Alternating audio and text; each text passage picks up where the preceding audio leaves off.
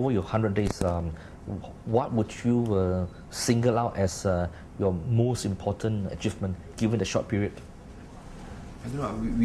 We have done many things. I wouldn't want to say whether it's an achievement. Like we cancel summonses, we have open tenders, and then we save costs by cancelling the purchase of new cars costing 600,000.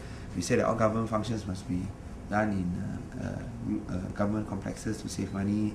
We also now instructed that that government officers when they travel on planes must be by economy class, and then we have this land policy to I think to create value in our land, and what else? We have this welfare department. That when we now had a policy that when you give aid, it must be done within 24 hours. Not in the past, besok lusa punya hal. Now it's 24 hours. You must give financial aid to fire victims and flood victims, and we gave free rice. The first state government to do so. The price of rice rose up and there was shortage. We gave free rice to the poor. What would be the things that you wanted to do, but you just can't do it because of the structure, or just plain impossible? The airport and the ports. Okay, right.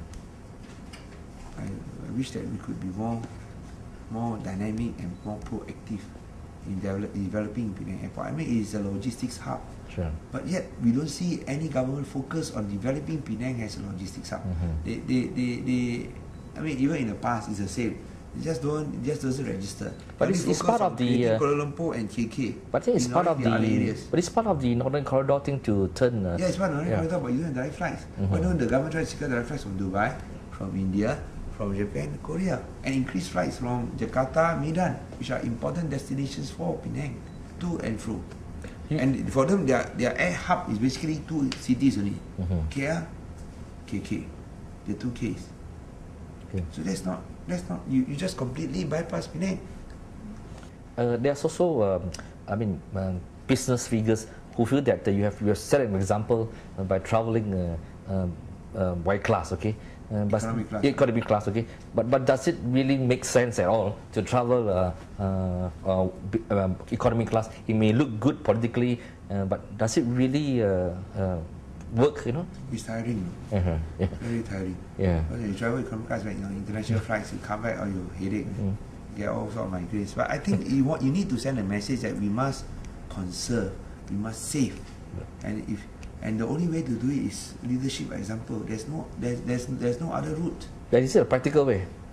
Well, I think if I can travel economy in the past, why can't I do it now?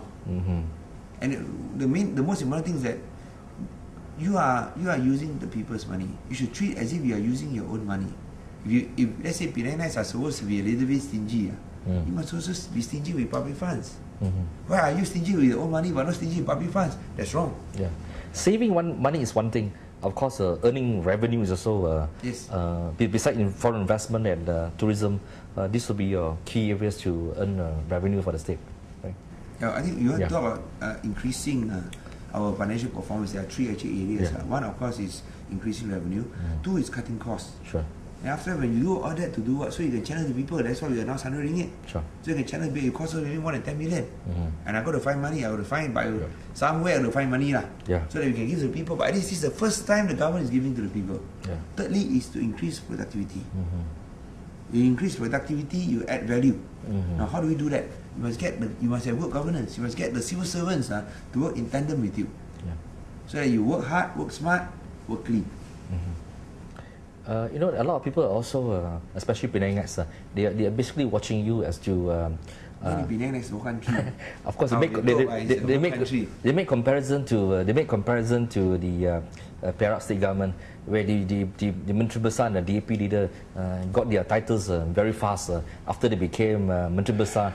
They also looking at how you would react to these designations and titles, as you be recommending these titles yourself. No, I think I've said that I will not be awarding myself titles. I will not be accepting any titles. So I think the issue doesn't arise.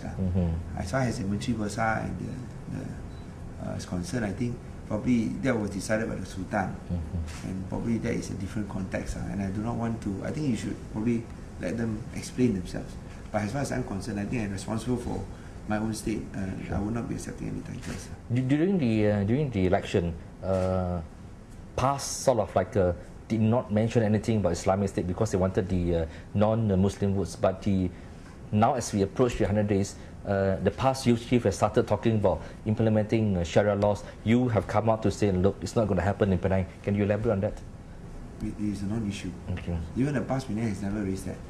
It's a non-issue. Okay. And for example, they may start talking about wanting to ban those pregnant 4-digit outlets. It's not going to happen. You want me to reduce the number of draws, maybe lah. Yeah. Because you find there may be too many draws. That I may be willing to support. I may be willing to support. You can't do close on. No way, man. No way. That's all I can say. It doesn't arise. So I think probably these are just voices on the margin. I think we just ignore them and then leave them where they are on the sidelines and on the margins. This is a question. Do you think a single term is enough to implement all the policies that you promised in the manifesto? 2 terms also not enough. Okay, next question is what is the most significant change for you personally after having been in opposition and now as the government of the day? I don't have time to watch football. I don't have time to watch golf. I do in the past. I don't really have much time to do exercise. And I don't drink nowadays. Okay. Because, much as I stopped drinking since March the 8th. You know, I have to now interact with many civil servants. Okay. And now they have a lot of female civil servants. So you know when you drink, even though you're not drunk, just 1 or 2 glasses, the smell is still there. So some of them may find it offensive. Okay. So I don't want them to feel uncomfortable. I think we should also make them feel and be sensitive to their feelings. So they will not smell the breath of alcohol. So they will feel very comfortable. Okay. So I think this certain things that I miss, I changed. But I changed, I think, to ensure a good working relationship, and we also at the same time have to change perceptions. People who do not me think that they have a picture of Guan Eng as painted by UMNO. But when they get to know me, they find a completely different person. And I think in that respect, what we want to show is that we want to have a new beginning. In the sense that this government is a government for all. As I said, no race, no religion, no gender, no political affiliation. And you talk Maulidur Rasul. Yeah. I was told that I was the first CM to attend a Maulidur Rasul. I mean, a non-Muslim lah. Sure. I find that is normal to me. So, but if that type of interaction can promote that togetherness and that sense of belonging, I'm all for it. You know, what call it, that the economic opportunities for the minority Malays was an issue even in past administrations. It will probably continue to be one in your administration. How do you tackle this, that Malays have been left out of development? I think when I first came to power, one of the things I did was to raise the allowances of the religious teachers by give them an extra 600 ringgit a year. And then I think when you talk about giving this 100 ringgit, everybody benefits as an equal stake. What we want is that don't talk about race, talk about opportunities for everyone. If we continue to be caught on race, we are actually falling into the political trap of UMNO. They want to play the extremist games of race so that they can cover up their corruption and abuse of power. So what we want is, let's focus on national unity. Let's focus on globalization. You know, in the past, I mentioned we talk about geopolitics.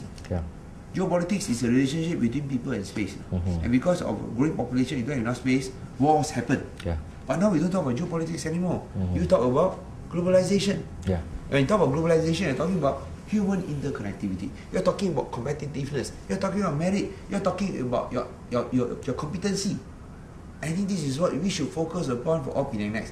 We don't want to be jago kampungs, because in the end, you will have that little with you. We want to be able to stand together, to stand up together with the international community. We have to join the ranks of the international order. And to do that, we must compete. We must have the wherewithal, and we must have the the conditions suitable to make Penang an international city.